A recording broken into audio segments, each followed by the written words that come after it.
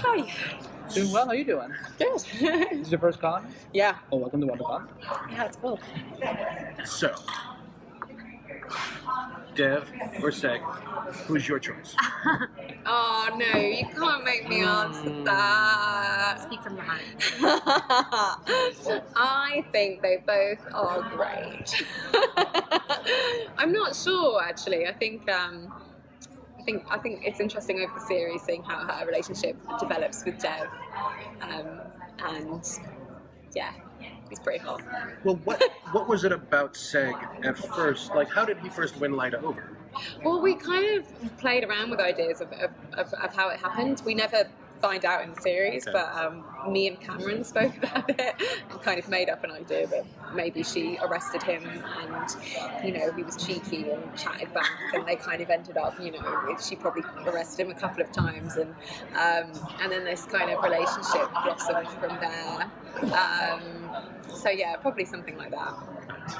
How about Lyta's relationship with her mother? How is that going to develop over the course of it? Their relationship is really strained. It's kind of it's a very good representation of like a single parent relationship, and that it's very intense when you've only got one parent, and that can go either way. I think sometimes it can mean that you're very close to that parent, or it can sometimes mean that you've got a lot of issues with that parent because they're the only one, and they're the only opinion that you're getting. And in this case, Jaina is very hard on Lyta and has a very strong idea of who Lyta should be and how she should behave, and Lyta doesn't want to be that person. And on top of that, Lyta also just wants the love and attention from her mother that I think every child wants. She wants to be told that, you know, I'm proud of you, I think you're great, I think what you're doing is fantastic. But her mother sees that as kind of weak parenting. Her mother is a lot more tough love. So you see that abusive relationship kind of develop over the series, and I think you see them start to figure out as well that what they've done to each other and how they've harmed each other, and also how they respect each other. But a lot of the damage that's been done over the childhood is kind of very difficult to overcome. Yeah. KT's anything, does she interact with Adam Strange? And if so, does she learn why he's here? She does interact with Adam Strange. That's all I'm gonna say. Can you tease what episode it is? It's in quite an early one actually. I think maybe episode 3 we kind of meet each other. So, what is Black Zero? Because there's a lot of talk about Black Zero, but we never quite get why Black Zero is a threat. So they're like a terrorist organization that are basically trying to take down the system of Krypton. They want to change it because the rankless are kind of being treated as this, you know, very oppressed part of the city. And Black Zero has kind of risen from there and is trying to overthrow the status quo and change the politics of the city, and that's where the military are very much involved, because they are being used to stamp down Black Zero and make sure that basically these terrorist threats and actions are completely stamped out. Lyta strikes me as a pragmatist. Would she choose power over love? Yeah, in a way, it's interesting because she's very similar to her mother in that they both have big ideals, and they're both very strong and at the center of what they want. And I think also in the future, as we know of Zod, Krypton is so important to them. They really love Krypton and they really want to protect it, and they take that very seriously. So it would be interesting in a situation where Lyta had to choose between love and power, and being able to use power in the right way. I think that would be an interesting decision for her to have to make, because I do think that she takes her job very seriously, and that the safety of Krypton is the top of everything. As far as I know, Lyta doesn't exist in the comics, so like when creating this character, like, were there other roles that you took inspiration from when building her? A lot of it just came from the writing. You know, speaking to the writers, and also kind of physically doing the stunt training and doing athletic training, really kind of started creating an idea who that person was. I wouldn't I wouldn't say there were any specific other performances that I looked at that I was like, oh, this is that person. But yeah, and also actually just working with Anne was very informative, because Anne is a very, very strong person, and she'd done this sort of thing before. She was in Wonder Woman, and she'd done lots of training before, and she's also just a very strong individual, and she has big principles and ideas, and I kind of learned a lot from working with her. Yeah. Your character has quite a few fight scenes. How have you been training, and which one has been your challenging to do? Well, you have quite a few fight scenes. Your character. Yeah. How have you been training, and which one has been the most challenging in the film? Out of the fight scenes, I did training with the stunt team, so we did a lot of wushu and Wing Chun and kind of different taekwondo, and I had a great stunt double as well, so I did as much as I possibly could, but there's a lot of, you know, she's a highly trained soldier, and there's some stuff that you can't learn in 3 weeks, so yeah, so we kind of had a great team around us.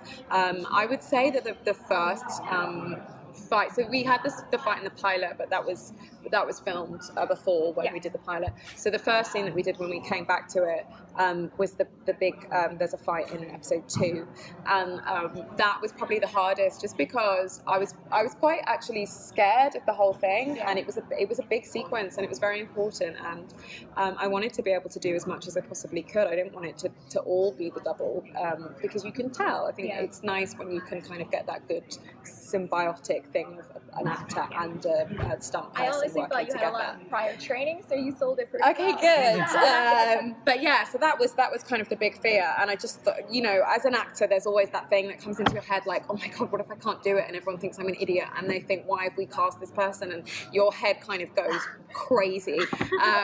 But luckily, it went really well, and I really enjoyed it, and everyone was so supportive and so great.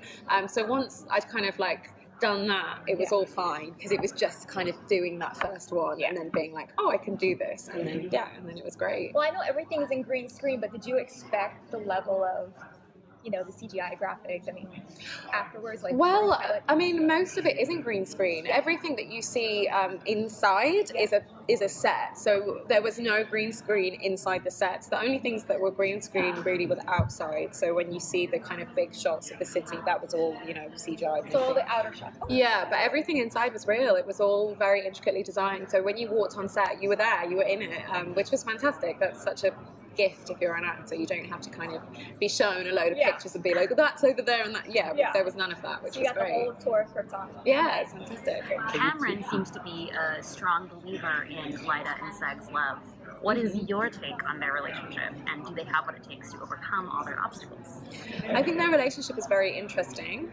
I think there is a lot of love in it, but I also think I think over the series, what is interesting is that you start to realize what a relationship is outside of the realms of fun. So as soon as real things start happening, that's when you see what a relationship really is. And I think Lyta and Seg are great together when there is none of that, and they're away from their work, and they're kind of just the two of them.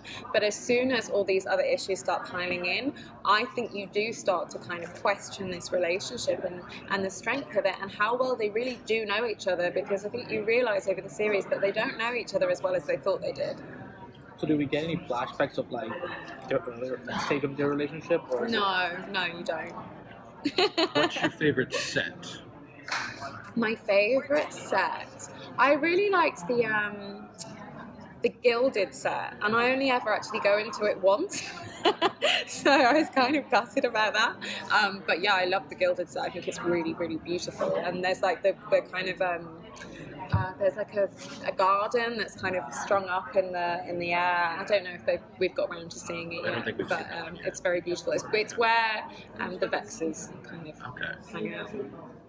So what does Lyta think of Nyssa? The Lyta-Nyssa dynamic is really interesting.